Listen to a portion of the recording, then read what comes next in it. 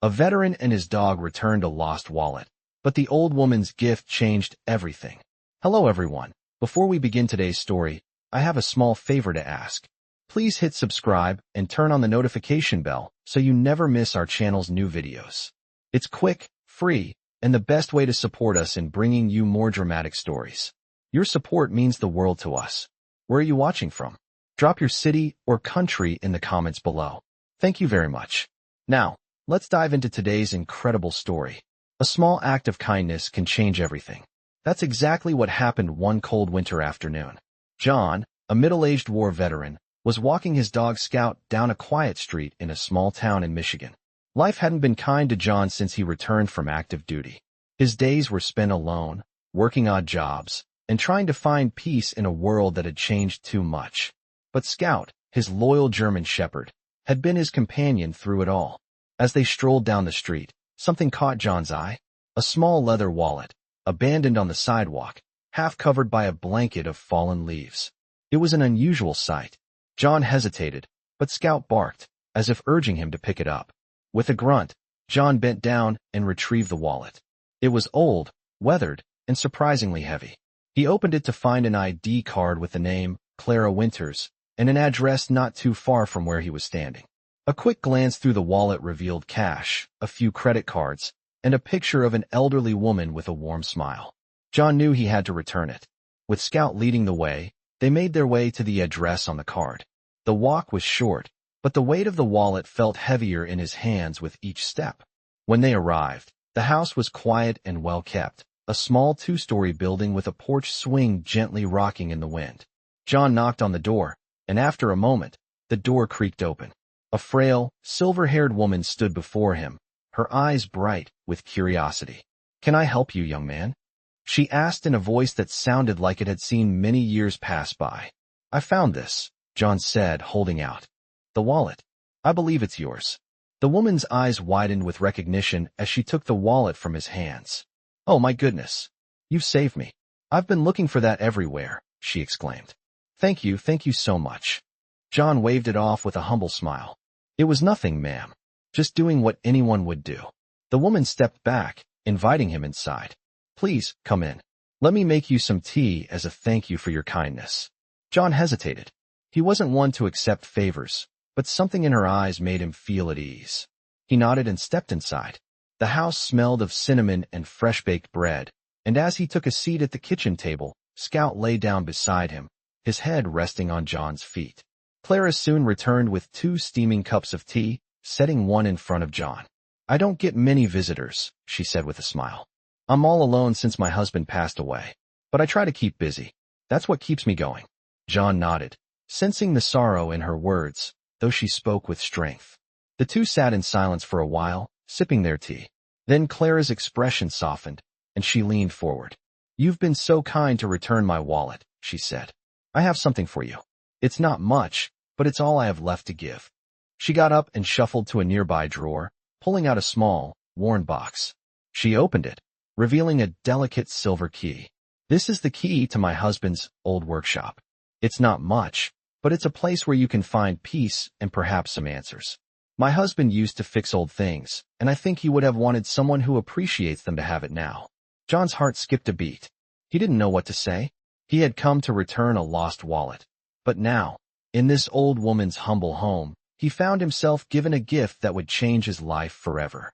As he took the key from Clara's outstretched hand, he realized that this simple act of returning a wallet had led him to something far more valuable than anything he could have imagined.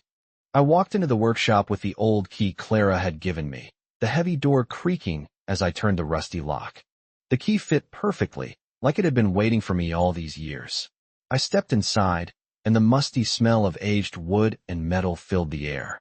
The room was dimly lit, the only light coming through a small window near the back, its glass cracked and covered in grime. The workbench was cluttered with tools, old blueprints, and strange mechanical parts that looked like they had been left untouched for decades. There was something peaceful about the place, like it had been frozen in time. Scout trotted in behind me, sniffing the air as if he too could sense the quiet energy that surrounded the room. I could feel my heart racing as I looked around. I had no idea what to expect from this old workshop, but something told me it was important. As I walked further into the room, I noticed a large wooden chest in the corner, its surface scratched and worn. It looked like it had been there for years, maybe even longer. Something about it called to me. I knelt down and opened the chest, revealing a collection of old tools, maps, and dusty journals. But as I dug deeper, I found something that caught my eye, an old leather-bound book. The cover was faded, the pages yellowed with age. I flipped it open, my fingers brushing the pages as I tried to make out the faded writing. The first page was marked with a date, July 5th, 1952. My heart skipped a beat. I wasn't sure why, but that date felt significant. I turned the pages slowly, reading the notes and sketches that filled the pages. It was a journal, but not just any journal. This one seemed to tell the story of Clara's late husband, and it described a secret project he had been working on. The pages were filled with technical drawings, blueprints of what seemed like an intricate machine. As I read on, I realized it was more than just a machine. It was a blueprint for something extraordinary, something that could change everything. There were notes about a hidden chamber, a place where the project was meant to be completed.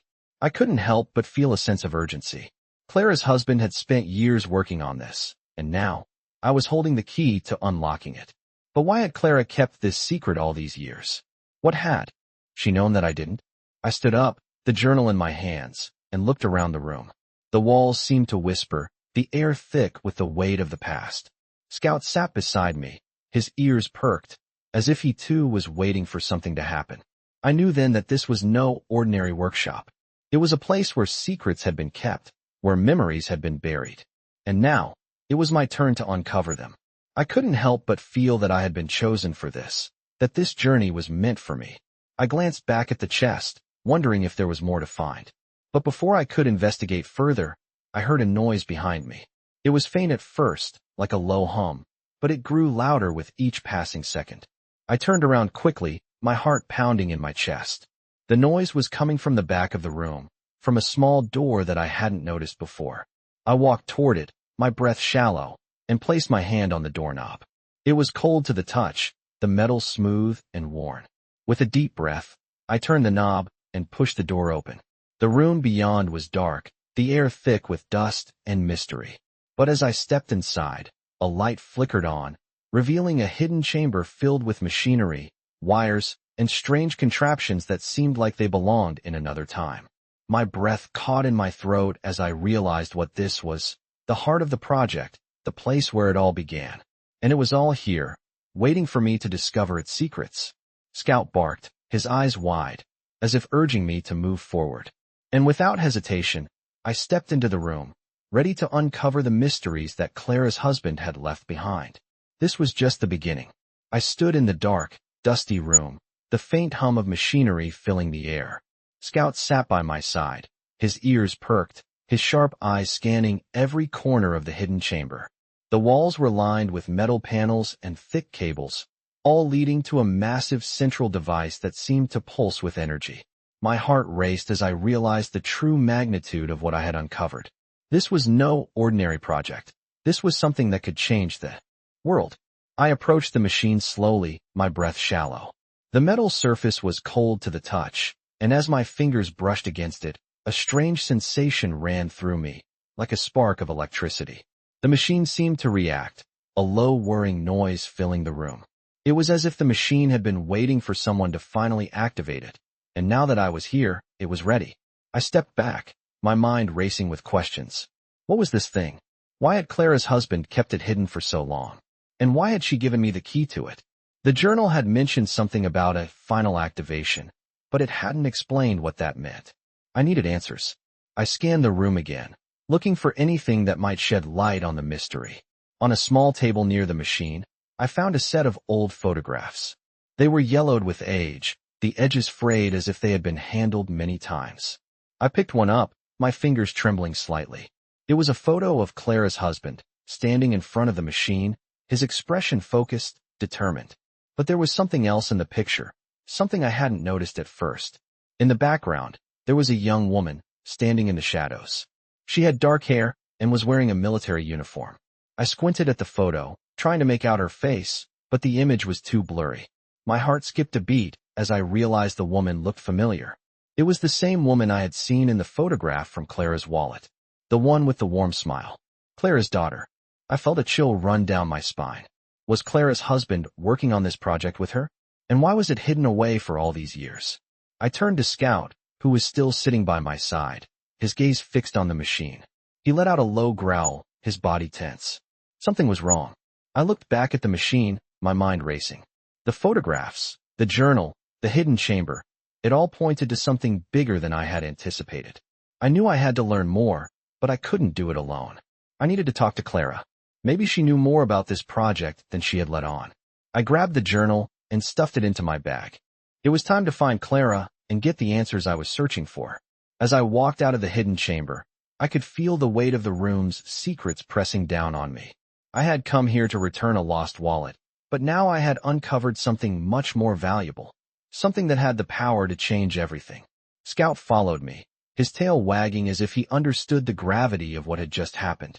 The journey ahead wouldn't be easy, but I knew it was a journey I had to take. And somehow, I felt ready. When I reached Clara's house, the door was open, as if she had been expecting me. She was sitting by the fireplace, knitting something with a calm expression on her face. "I knew you'd come back," she said softly, looking up at me as I entered. "I knew you were the one." I hesitated, unsure of what to say. "Clara, what is all this?" I asked, holding up the journal and the photographs. "Why did you give me the key to that machine? What is it?" Clara set down her knitting and looked at me with a sad smile. "It's time for you to know, John," she said.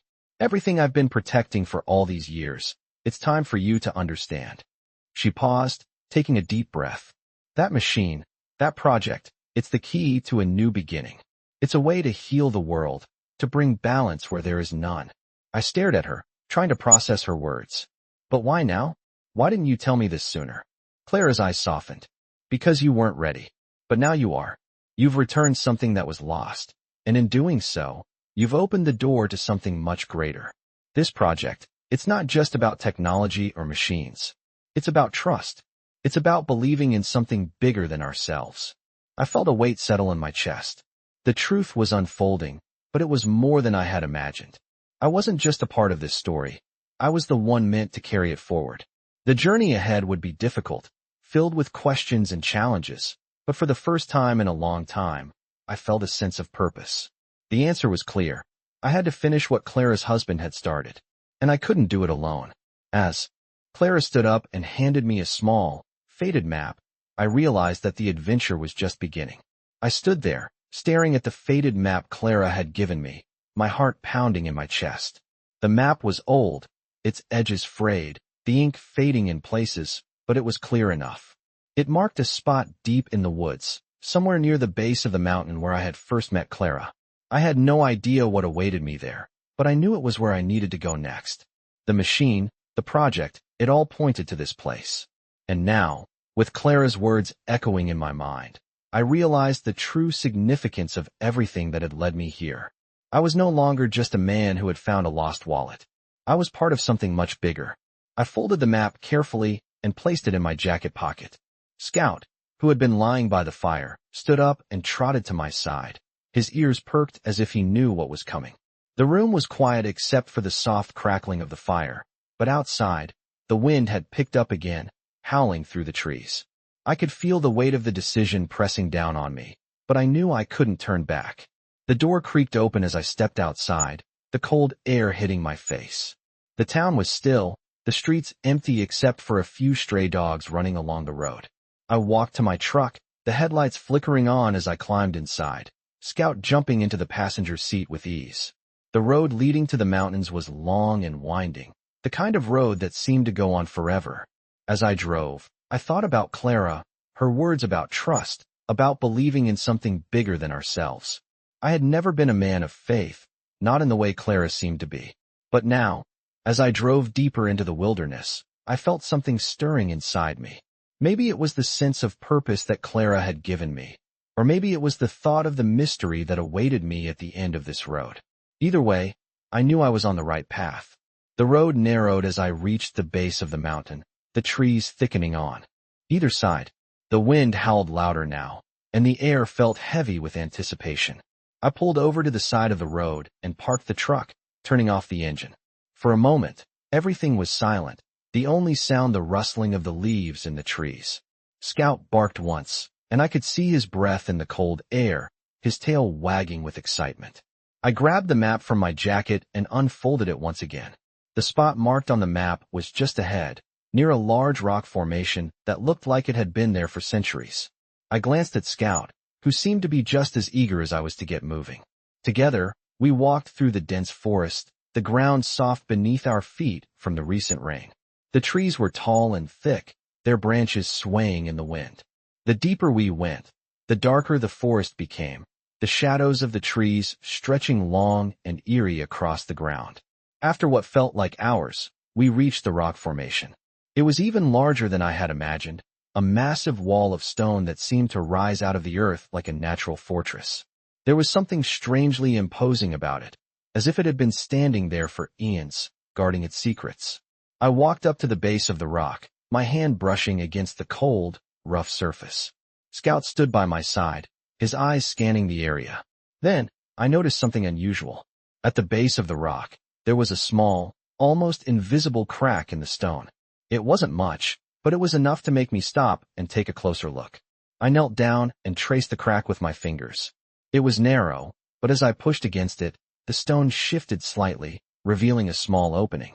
My heart skipped a beat. This was it. This was the place Clara had been protecting all these years. I glanced at Scout, who was watching me intently. He barked once, as if to say, "Let's go." I took a deep breath and squeezed through the opening, the cool air rushing past me as I entered a hidden chamber inside the rock. The walls were covered in moss, and the ground was damp, but there was a faint light coming from somewhere deep within. I followed the light, my footsteps echoing in the silence. Scout followed close behind, his tail wagging as he trotted along. The chamber opened up into a larger room, and I stopped dead in my tracks. In front of me was a massive stone door, covered in intricate carvings and symbols that I didn't recognize. It was unlike anything I had ever seen before. The door seemed to be calling to me, as if it was waiting for me to unlock its secrets. I approached it cautiously, my heart pounding in my chest. As I reached out to touch the door, a low hum filled the air, and the carvings began to glow faintly. The door slowly began to open, revealing a hidden room beyond. Inside, there was a strange, glowing artifact sitting on a pedestal in the center of the room. The light from the artifact pulsed gently, casting eerie shadows across the stone walls. I stood there for a moment, frozen in awe. This was the heart of the project, the thing Clara's husband had worked so long to protect. But what was it? What did it mean? As I stepped forward, I realized that this was only the beginning. The answers I was searching for were just ahead, but I had no idea what dangers or mysteries lay in wait. I stepped closer to the glowing artifact, the light pulsing with an eerie rhythm that seemed to sync with my heartbeat. My fingers hovered just above the pedestal, the faint hum in the air growing louder as I approached. Scout, who had been quietly sitting beside me, let out a soft whine, his body tense, sensing something was different in this room. I took a deep breath, my mind racing with the questions that had been building up ever since I found the journal and the hidden workshop. What was this artifact? What power did it hold? And why had Clara's husband, along with Clara herself, kept it hidden for so long? Slowly, I reached out and touched the surface of the artifact. The moment my skin made contact, a surge of energy ran through me, and the room seemed to shift. The glowing light intensified, and the air around me crackled with static. I staggered back, startled by the sudden surge, but the light quickly stabilized. I looked around, but nothing had changed. Everything was still, except for the pulsating glow of the artifact. I could feel its presence, as if it was alive, watching me. My mind raced as I tried to process what had just happened. Was it a trap? Had I triggered something I wasn't meant to? But there was no turning back now. I had come this far, and I knew I had to continue. The answers I was seeking were within reach. The journal had mentioned unlocking the power, but it hadn't explained how. I glanced back at Scout, who was now standing up, his ears pricked, watching the artifact with an intensity one hadn't seen before. It was as if he, too, understood that this was important. Taking another deep breath, I stepped forward again, this time with more confidence. The hum in the air seemed to grow quieter, as if the room itself was holding its breath.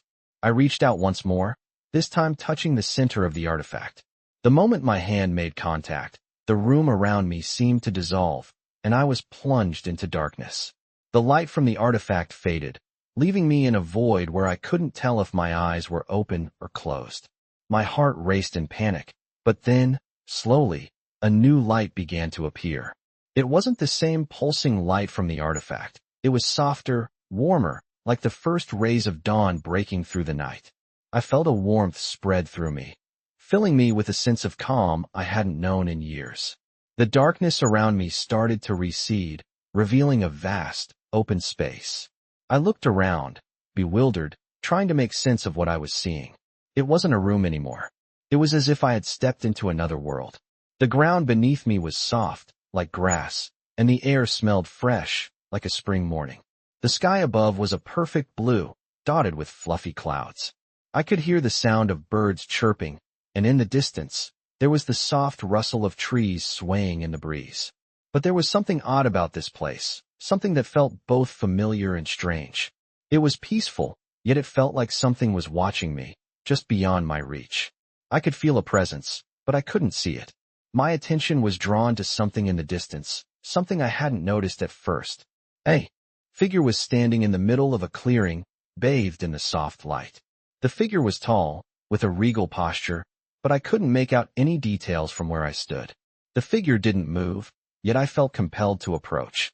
I took a step forward, and the world around me seemed to respond.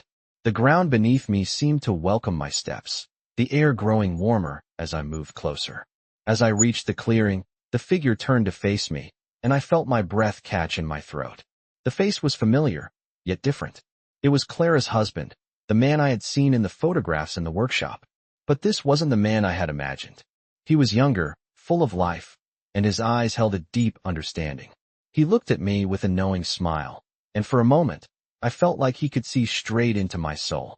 "You've made it," he said, his voice soft but powerful, as if it carried the weight of centuries. "I've been waiting for you." I opened my mouth to speak, but no words came.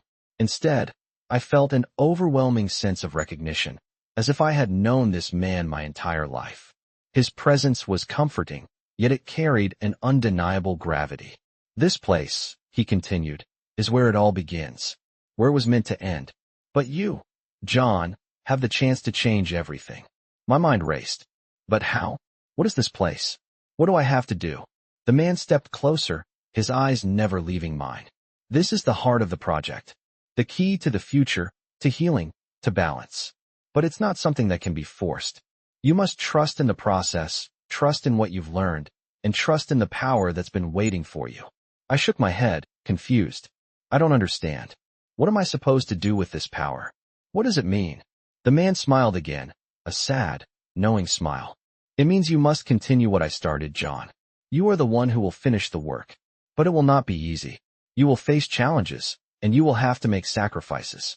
But the world depends on you. Trust in yourself, and trust in the path that lies ahead." And with that, the world around me began to fade again, the soft light dimming as the landscape dissolved. But before everything disappeared, I heard his voice once more. "Remember, John, you are not alone. You have everything you need to succeed." I woke up with a start, my heart racing as I tried to make sense of the dream I had just experienced. It was vivid, more real than any dream I had ever had. The figure of Clara's husband, standing in that strange, glowing place, had seemed so real, and his words echoed in my mind. "You are the one who will finish the work." I sat up in bed, wiping the sweat from my forehead. Scout was still asleep on the floor beside me, his gentle breathing the only sound in the room. The sunlight filtered through the window, casting a soft glow across the room. But the peace I felt upon waking quickly faded, replaced by a sense of urgency. I had to go back. The chamber, the artifact, the mysterious message, it was all connected, and I was at the center of it. I had already made the decision to uncover the truth, but now, after the dream, it felt like there was no turning back. I stood up and walked over to the small desk in the corner, where the journal Clara's husband had left behind still lay open. I picked it up, flipping through the pages, looking for something I had missed. The journal was filled with technical details, but there were also personal notes, notes about Clara, about their shared life, and about the project he had worked on so tirelessly. As I read, I felt a deeper connection to him, to his vision, and to the weight of the responsibility he had left behind. One entry stood out to me. It was written in a hurried, almost frantic hand. The project is not about technology. It is about understanding the balance between man and nature, the power that lies in both, and how they can work together to heal the world. But I am running out of time. The final activation is near, and only the right person can make it happen. My fingers shook as I read the words again. Was I the right person? Was I really the one who was supposed to finish what Clara's husband had started? I put the journal down, my mind racing with questions. I didn't have all the answers, but I knew what I had to do. The machine, the glowing artifact, it was all part of something bigger. It was about balance, about healing, and about bringing something back that had been lost. I wasn't sure what would happen when I activated it, but I had to find out. I couldn't let Clara's husband's work remain unfinished. I grabbed the map he had left behind and studied it one more time. The location was clear, the place where the final piece of the puzzle lay. It was deep in the woods, not far from where I had uncovered the hidden chamber. But this time, I wasn't going alone. I had Scout with me, and I would need his sharp instincts. Together, we could uncover the secrets that had been hidden for so long. I packed my bag with the essentials, water, food, the journal, and the map, and set out towards the woods. The sun was high in the sky, but the wind had picked up, sending a chill through the air. As I walked through the forest, the trees seemed to close in around me, their branches swaying in the wind. Scout stayed close, his eyes scanning the path ahead. We moved in silence, the only sounds the crunch of leaves underfoot and the occasional bark from Scout. The deeper we went, the darker the forest became. The shadows of the trees stretched across the ground, and the wind seemed to carry whispers, voices from the past. I felt the weight of the journey pressing down on me, but there was no turning back. This was what I had been chosen for. As we neared the spot marked on the map, the forest opened up, revealing a clearing. In the center of the clearing stood a large stone structure, half covered in moss and ivy. It was ancient, weathered by time, but there was something striking about it. It looked like a ruin, but it didn't feel like one. The air around it was thick with energy, as if it had been waiting for me. I walked toward it, my heart pounding in my chest. Scout growled softly beside me, his body tense. I placed my hand on the stone, feeling the cool surface beneath my fingertips. The moment I touched it, a low rumble shook the ground, and the stone door creaked open. Inside, the air was different, charged, like the air before a storm. I stepped inside, Scout following closely behind. The room was vast, its walls lined with intricate carvings and symbols I didn't recognize. The floor was smooth, and in the center of the room stood a pedestal, much like the one in the hidden chamber. But this pedestal was different. It was taller, more elaborate, and it glowed with a soft, golden light. I could feel the energy coming from it, the same energy I had felt when I touched the artifact. This was the final piece. I stepped forward, my hands trembling as I placed the journal on the pedestal. As soon as I did, the light from the pedestal intensified, and the symbols on the walls began to glow. The ground beneath me shook again, but this time, it wasn't a rumble. It was a pulse, like the beating of a heart. I stood there, frozen, as the room seemed to come alive. The energy was overwhelming, and I could feel it in my chest, in my bones. I closed my eyes, trying to steady my breathing. Then, as if guided by instinct, I reached out and touched the pedestal. The moment my fingers made contact, everything changed. The room went silent. The glow from the pedestal dimmed, and the walls stopped pulsing. A calm settled over the room, but it wasn't just in the room, it was inside me. I opened my eyes, and for the first time, I felt a true sense of peace. The work had been completed, the balance had been restored, and I knew, deep down, that the world was about to change. I stood there for a moment, feeling the quiet settle around me. The pulse of energy that had been so overwhelming just seconds ago had faded into a calm stillness. The room, once alive with light and vibration, was now peaceful, almost too peaceful. It was as if the whole world had taken a breath, waiting for something. I looked at Scout, who was standing beside me, his eyes wide and alert, but he seemed more at ease now, as if he could sense the change in the air. The pedestal where I had placed the journal was no longer glowing. but it still held an energy I could feel deep in my bones. It was as if I had touched something that connected all of this to a larger force, something that had been hidden away for so long, waiting for the right moment to be revealed. And now, it was revealed. The questions that had been swirling in my mind. What was this machine? Why had it been hidden? And what was my role in all of this? Felt less urgent now, replaced by a deep sense of purpose. I had completed the work, or at least, I had activated it. But what would come next? I slowly approached the pedestal and ran my fingers along its surface, as if trying to understand the quiet power that still seemed to hum beneath my touch. I felt a sudden shift in the air, like a wave passing through the room. Then I heard it, a soft voice, as if coming from the walls themselves. "You have done well," it said, its tone both warm and reassuring, but also carrying the weight of something ancient. I turned, searching for the source of the voice, but the room was empty. The walls, however, seemed to shimmer slightly, as if they were alive, responding to my presence. "Who's there?" I asked, my voice sounding strange in the stillness. The voice came again, this time clearer, more direct. "It is time," it said. "The world must now be prepared. The balance you have restored must be shared with those who can understand it." My heart skipped a beat. This was it, the moment I had been waiting for. This was why I had been chosen. I had to take the next step, but what did that mean? "How do I prepare them?" I asked, though I didn't know who I was speaking to. The voice was quiet for a moment before answering. "You will know. The path will become clear to you. You must trust what you have learned, trust the balance you have set in motion." With those final words, the voice faded, and the room fell silent once again. I stood there for what felt like an eternity, the weight of the moment pressing down on me. I had come here to return a lost wallet, and now, I had become part of something far larger than I could have ever imagined. The journey had led me to this point, and now, the real work was beginning. But what was I supposed to do with this power? How would I share it with the world? The questions filled my mind, but I had no answers yet. The only thing I knew for sure was that I couldn't do this alone.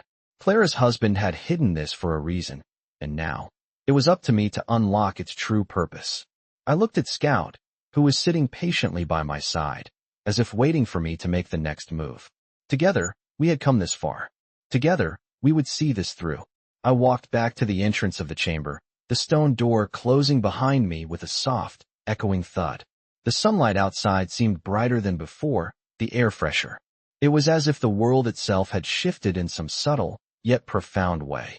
I had activated the machine, but now I had to understand it, use it, and share it with those who could carry it forward. The next step was unclear, but I knew one thing for certain. This was only the beginning. The world was waiting, and somehow, I felt ready to face whatever came next. I stepped outside the chamber, the sunlight hitting my face like a new beginning. The air was crisp, fresh, and the world around me seemed to have taken on a different light. I had done what was necessary, activated the machine, and now the path ahead felt both daunting and exhilarating.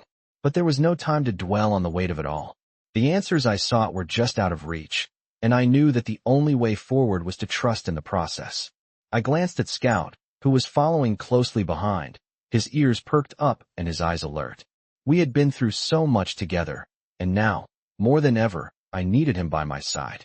The road ahead was uncertain, but I was determined to see this through. My mind raced with questions, but one thing kept coming back to me. The world must be prepared. I knew that the activation wasn't the end. It was just the beginning of a much bigger mission. But how could I prepare the world for something so monumental? Who could I trust with such knowledge? Clara's husband had been a guardian of this secret, but now it was my turn to carry the responsibility. I had no answers, but I knew that. I couldn't do it alone. I had to find others who understood, who could see the potential of what had been unlocked. The machine was a key to something far greater, but it was not a tool for just anyone.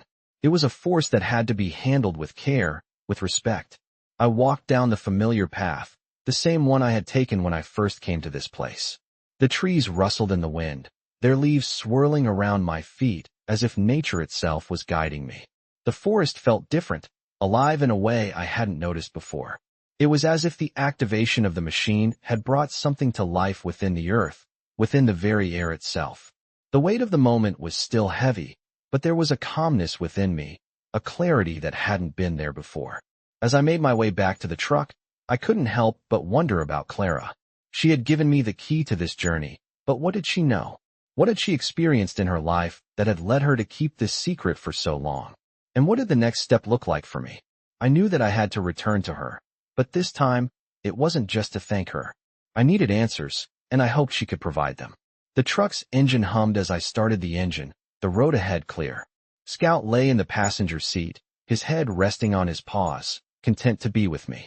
The drive back was quiet, but my thoughts were anything but. Every turn, every stretch of road seemed to take me closer to something I couldn't yet fully understand. I felt as if the road itself was guiding me, pulling me toward the next chapter of this journey.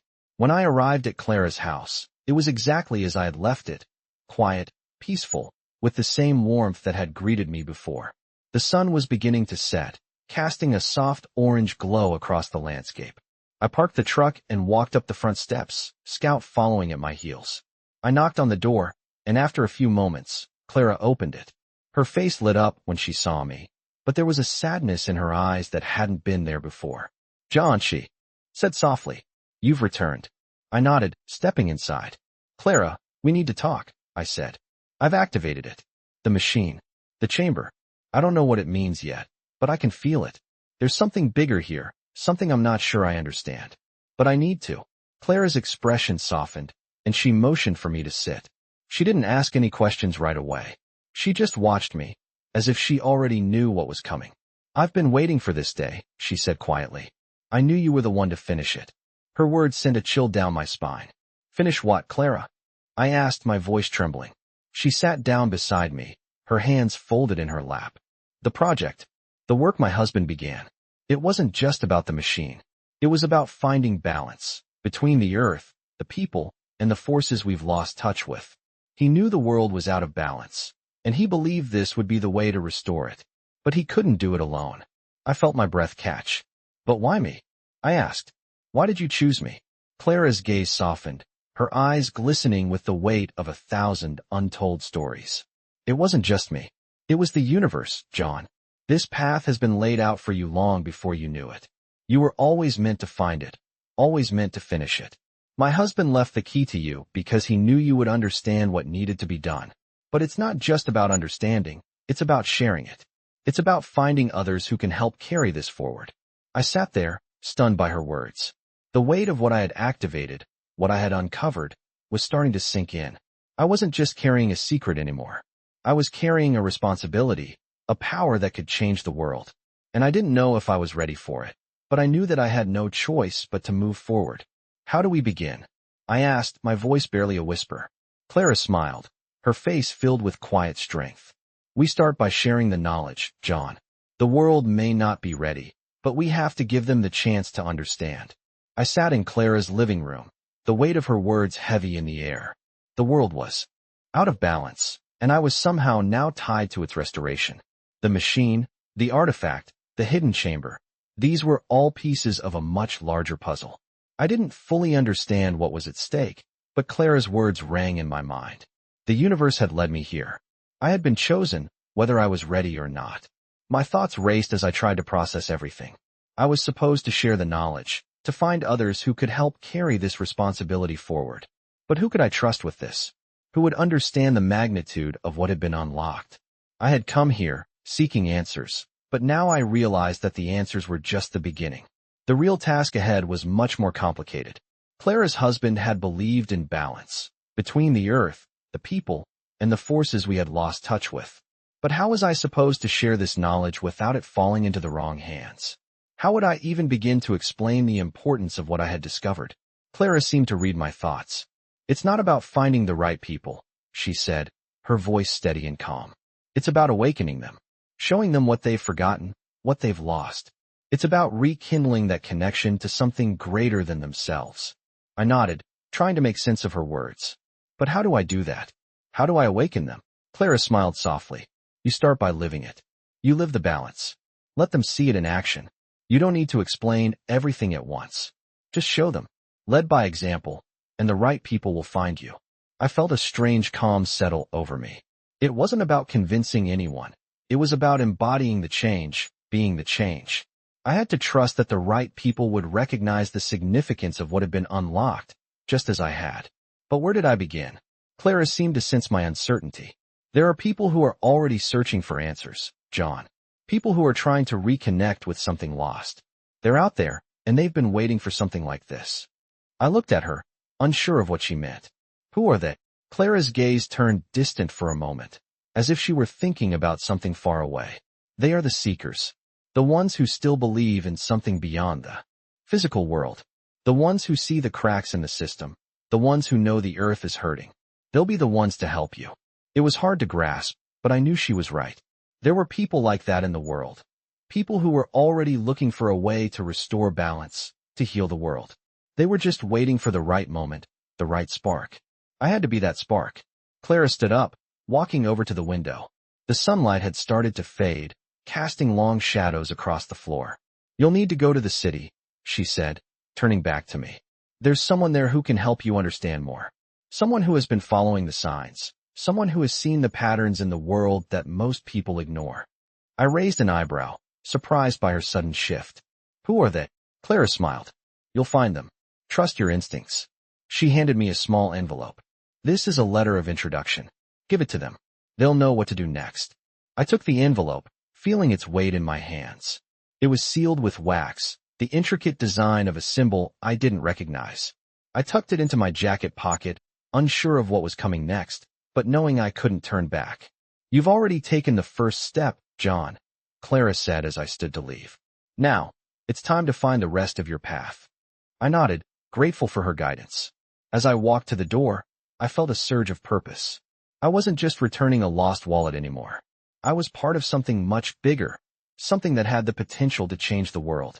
Scout followed me out, his tail wagging as if he understood the gravity of the journey ahead. The city was calling. I didn't know what I would find there, but I knew it was where I had to go. The world was out of balance, and it was time for me to step up and help restore it. As I drove down the familiar road, heading toward the city, I couldn't help but wonder who I would meet. Who were the seekers, and how would they help me understand the path I was meant to follow?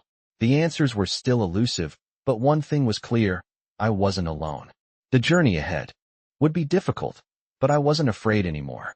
I had been given the key, and now it was time to unlock the world's potential for healing. I drove through the quiet streets of the city, the weight of Clara's letter pressing against my chest. I wasn't sure what I was expecting, but something about this journey, this mission, felt like it was unfolding exactly as it was meant to. The world, despite its chaos, seemed to be aligning in a way that was both unnerving and comforting at the same time. I knew there was something greater than myself at play here, but I was still unsure how I fit into the bigger picture. As the city skyline loomed ahead, I felt a mixture of excitement and anxiety. This was the moment I had been preparing for. My purpose was no longer just about returning a lost wallet. It was about finding the right people, the right group of seekers, who could help me understand the power I had awakened. Clara's words echoed in my mind. You'll find them. Trust your instincts. I turned the corner and parked the truck outside a small, unassuming cafe. The kind of place that blended in with the background of the city, quiet and hidden in plain sight. It was the perfect place to meet someone who had been waiting for a long time. I grabbed the letter from my jacket and stepped out, Scout jumping down beside me. The air was warmer here than it had been in the woods, and the sounds of the city surrounded me. Footsteps on the sidewalk, the hum of traffic in the distance, and the chatter of people walking by. I pushed the door open and stepped inside the cafe. The atmosphere was intimate, with soft lighting and the rich scent of coffee in the air. There were only a few patrons scattered around, sipping their drinks in silence. But there, sitting at a corner table, was a woman who immediately caught my attention. She was older than me, perhaps in her late 40s, but there was a quiet strength in her presence. Her sharp eyes met mine the moment I entered, and she didn't look away. It was as if she had been expecting me. I approached her table, and she motioned for me to sit. You must be John, she said, her voice steady, with a slight edge to it. I sat down, unsure of how to start.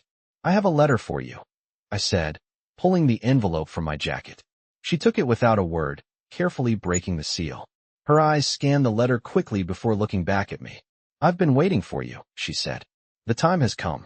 We need to talk about the project. I felt a rush of emotion, relief mixed with apprehension. This was the moment I had been working toward, the reason I had come to the city. "What is the project?" I asked, leaning forward. She studied me for a moment before speaking again. "The project is about restoring balance. The machine you activated, the knowledge you now hold. It's part of something much bigger. A restoration that the world is not yet ready for, but it is necessary nonetheless." She paused, her gaze piercing. "You're not the only one who has been chosen. There are others, people like me, who have been waiting for someone to bring this knowledge forward. The balance you've activated must be shared with those who can understand its significance. The time for hiding is over. The world will change, whether they are ready or not." I felt a chill run through me. "How do we begin?" I asked, my voice barely above a whisper. She smiled, but it was a knowing smile, one that spoke of years of preparation. "We begin by finding the others. The seekers. The ones who have been searching for answers, just like you. There are more of them than you think. People who understand that there's more to this world than what the eye can see." I sat back, trying to process her words. "But how do we find them? How do we know who they are?" She looked out the window for a moment, as if lost in thought. Then she turned back to me. "They will find you," she said, her tone firm. "The ones who are meant to understand will be drawn to you. It's the way it works. The world is at a tipping point, and the seekers are already preparing for what comes next. Your role is to help them, to guide them to the truth. And in turn, they will help you understand the full extent of what has been awakened." I felt a sense of clarity wash over me. I had been searching for something my whole life, but now I knew that I wasn't just looking for answers for myself. I was part of something much bigger, a movement that had been unfolding for years, and I had a role to play in it. The woman across from me nodded, as if sensing my thoughts. "Your path is just beginning, John," she said. "But the first step is finding the seekers. And the second step is understanding what you've unlocked. The machine, the balance, it's all connected. You will learn more in time. For now, trust in what you've already done. Trust that the right people will come." I felt a weight lift from my shoulders. The journey ahead would be challenging, but I wasn't alone. I had a purpose, and with the right people by my side, I could help change the world. As I stood to leave, the woman handed me a small slip of paper. "This is where to start," she said. "Go to the address on this paper. They're waiting for you." I nodded, my heart racing with anticipation. As I stepped outside, Scout trotting beside me, I felt a sense of direction I had never felt before. The world was about to change, and I was going to be a part of it. I walked out of the cafe, the small slip of paper from the woman now tightly clenched in my hand. The address on it was simple, yet it felt like the key to something monumental. As I stepped back into the truck, the weight of the journey ahead settled over me again. Scout jumped into the passenger seat, his calm presence a quiet reminder that I wasn't walking this path alone. The streets of the city seemed to blur as I drove, my mind focused on the next step, on what awaited me at the address. I had no idea what I was about to encounter, but something told me I was getting closer to the truth. The road took me through a part of the city I wasn't familiar with, narrow alleys, old brick buildings, and a quiet that felt different from the usual hustle of urban life. The address led me to a modest building, tucked between two larger structures. The sign outside simply read, "Center for Healing." There was no grandiose display, no flashy advertisements. Just a quiet invitation, like a beacon for those seeking something more. I parked the truck and glanced at Scout, who was watching the building with an alert gaze. We stepped out together, the evening air cool and crisp. The door to the center opened with a soft creak as I approached, and I stepped inside. The interior was warm and inviting. Soft lights illuminated the space, and the air smelled of herbs and wood, calming and familiar. A woman stood behind the counter, her gaze steady but welcoming. She was older, perhaps in her late 40s, with graying hair tied back in a simple bun. "Can I help you?" she asked, her voice smooth but filled with a quiet strength. "I was told to come here," I said, holding out the slip of paper. "I was given this address." She took the paper, her eyes scanning it briefly before nodding. "You're the one," she said simply. "Come with me." She led me through a narrow hallway to a small room at the back of the center. The room was simple, just a few chairs, a small table, and shelves filled with books and artifacts from various cultures. A fire crackled in the corner, adding a comforting warmth to the space. In the center of the room sat a man, his posture calm and composed. He was in his early 50s, with salt and pepper hair and a gentle, knowing expression on his face. He looked at me as if he had been expecting me, and I felt a strange sense of recognition, as if I had met him before, though I knew I hadn't. "Please sit," he said, gesturing to the chair across from him. I sat down, Scout following my lead, sitting by my feet. The woman who had greeted me earlier stepped aside, taking a place near the fire. The man looked at me thoughtfully for a moment before speaking. "I know why you're here, John, and I know what you've activated. But I also know that you have questions. Questions that need answering." His voice was calm, but there was an urgency behind his words that made my heart race. "I've seen the signs," he continued, "and I know that the project is bigger than any of us. It's not just about restoring balance. It's about preparing the world for what's to come." I leaned forward, my curiosity piqued. "What do you mean by that? What's coming?" The man's eyes darkened slightly, as if the weight of his words carried a heavy burden. "The world is on the brink," he said softly.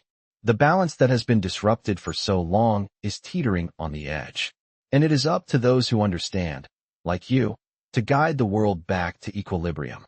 The machine you activated, the power it unlocked, it's a doorway. But it's not just a doorway to knowledge. It's a doorway to change, to healing, but also to danger." I felt a chill run down my spine. "Danger?" I asked. "What kind of danger?" The man looked at me, his gaze intense. "The world won't accept change easily. There will be forces that will try to stop it. Those who thrive in the chaos will do everything they can to maintain it. And you, John, are a key player in what is about to unfold. But the path will not be without its trials. You will need to be prepared, and you will need allies." "Allies?" I repeated, still trying to process everything he was saying. "Who else is involved in all of this?" The man smiled faintly, but there was no humor in it. "There are others, scattered across the world. People like you, who have been activated by the machine, by the power that has been unlocked. They will come together, but not all at once. It will take time, and you will have to find them. But you're not alone in this. The seekers will come." He paused, allowing his words to settle. "There is a lot you don't understand yet, John. But you will. In time, the path will become clearer. And when it does, you will have to make a choice. Will you stand with the balance, or will you fall into the chaos?" I took a deep breath, the weight of his words sinking in. I wasn't just a bystander in this. I was part of something much larger than I could have ever imagined. I had a role to play, and it was a role that would shape the future of the world. I glanced at Scout, who was now lying down, his eyes calm and steady. He had always been by my side, and I knew that no matter what came next, he would be with me. I turned back to the man. "What do I do now?" I asked. The man's expression softened. "Now you wait. The seekers will find you, and the world will begin to shift. But you must be patient, and you must be ready." I spent the next few days in the city, processing everything that had been revealed to me. The man in the center had spoken with such certainty, such wisdom, and now I couldn't shake the feeling that I was being pulled into something much bigger than myself. There were forces at work, forces I barely understood, but I knew I couldn't turn back. The letter from Clara's husband had unlocked something powerful, and now, the path ahead was beginning to form. The seekers, the people I was supposed to find, were out there. But where? Who were they? The man had said they would come to me, that I would know them when the time was right. But that didn't make it any easier. I had been part of something bigger before, in the military, but this was different. This wasn't about following orders. This was about finding my place in something far more significant. I was no longer just a man wandering through life, trying to make sense of a world that didn't seem to care. I had a purpose, and now I had to be patient. The city had always felt like a maze to me, but now it felt more like a crossroads. Everywhere I looked, there was something new to discover, something waiting to be uncovered. But it wasn't just the city that had changed, it was me. The world outside still felt familiar, but there was an undercurrent to it now, a sense that things were shifting. I couldn't explain it, but I could feel it. One afternoon, as I was walking through the city's park, I spotted something odd. A woman sitting on a bench, reading a book, but there was something about her, something that caught my attention. She wasn't doing anything unusual, but there was a stillness about her, a quiet energy. Her eyes flicked up from the book, and for just a second, our gazes locked. It was like a spark, a recognition I couldn't quite explain. I wasn't sure why, but something inside told me I needed to speak to her. I walked over, my heart beating faster as I approached the bench. "Excuse me," I said, trying to sound casual, though my voice betrayed me. She looked up at me, her gaze steady. "Yes?" she said, her voice calm but sharp, as if she had been expecting me. "I couldn't help but notice you," I said, my voice still a little unsure. "Something about you seems familiar." She tilted her head slightly, her eyes studying me for a moment. "I thought you might say that," she said softly. "You've been looking for me." My heart skipped a beat. How could she know that? I don't know what you mean," I stammered, feeling more out of place by the second. She smiled, a knowing smile that made me feel both seen and unsettled. "You're not the only one who's been activated," she said. "I've been waiting for you." I stared at her, trying to process what she was saying. "What do you mean, activated?" I asked, my voice hoarse. "I'm one of the seekers," she said simply. "I've been drawn to you. You activated the power, and now we are all called to fulfill the purpose." I felt a rush of emotions flood through me. Relief, confusion, curiosity. I wasn't alone. The seekers were real. But why had she come to me now? What was I supposed to do with this knowledge? "How do you know all of this?" I asked. "Who are you?" She closed the book she had been reading and stood up, the air around her seeming to shift as she did. "I'm just someone who understands the call," she said. "And now, so do you. The path ahead is not clear yet, but it will be. Trust that the right people are finding their way to you." "But what do we do now?" I asked. "We prepare," she said, her voice steady. "The balance must be restored. There's work to do, and we will do it together. But you must be patient. There's much more to learn." As I stood there, trying to wrap my mind around everything, Scout, who had been sitting at my side, stood up and walked over to the woman. She bent down to pet him, her hand gentle as she stroked his fur. "He knows, too," she said softly. "He's a part of this, just as you are." I felt a sense of connection, as if the world itself was shifting, pulling us together for something greater. "What do we do next?" I asked again, my voice filled with uncertainty. She stood up, her expression softening. "We wait, and when the time comes, we act. There are others, and they will come. You're not alone, John. We are all part of this. Trust in what you've learned, trust in the balance, and trust in the journey." With those words, she turned and began to walk away, blending into the crowd as if she had never been there. I stood there, unsure of what to do next, but somehow, I knew that everything had changed. I wasn't just looking for answers anymore. I was part of something bigger, something that had the potential to heal the world. And though I didn't have all the answers yet, I knew one thing for certain. I was no longer just waiting for the world to make sense. I was part of the change, and the time to begin was now. I stood there for a moment, trying to make sense of the woman's words as she disappeared into the crowd. The city seemed to pulse with a quiet energy now, like the world itself had shifted, and I had to adjust to a new rhythm.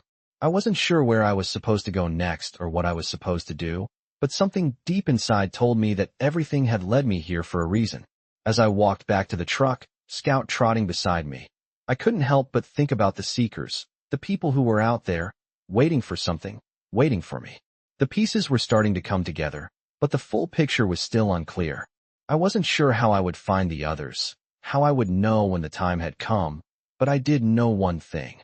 I couldn't do this alone. The journey had already cost me so much, and yet, it felt like I was only at the beginning.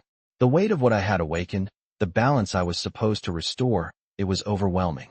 But as I climbed into the truck and started the engine, I felt a sense of clarity settle over me. The work wasn't done, not by a long shot, but I was no longer just waiting. I was moving forward.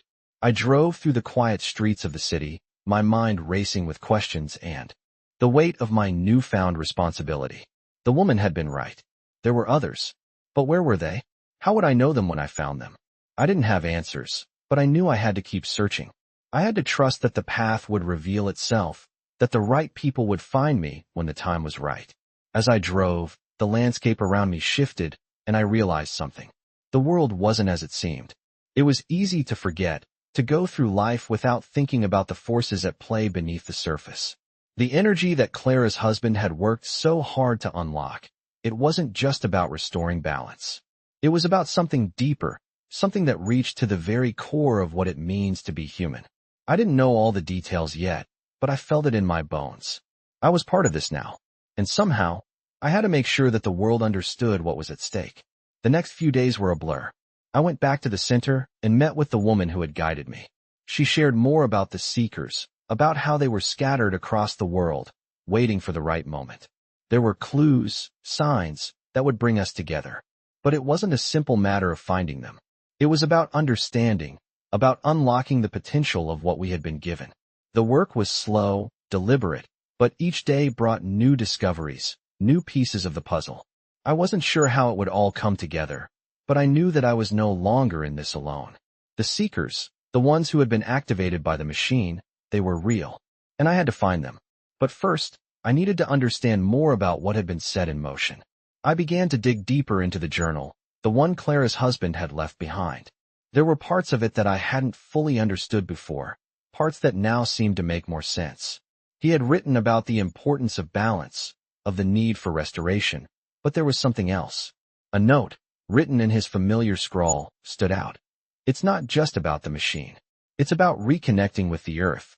The people have forgotten their connection to the land, to nature, to the forces that govern life. The project was never just about technology. It was about awakening the world to what they've lost. I read the words over and over, the meaning sinking deeper with each pass. The machine, the energy, it wasn't just a tool. It was a message, a way to reconnect with the earth, with the very forces that sustained life. I closed the journal, the weight of the truth settling heavily in my chest. I had no clear answers yet, but I knew I couldn't do this alone. The seekers, the ones who had been activated by this power, they were the ones who would help me understand. It was time to find them, to bring them together.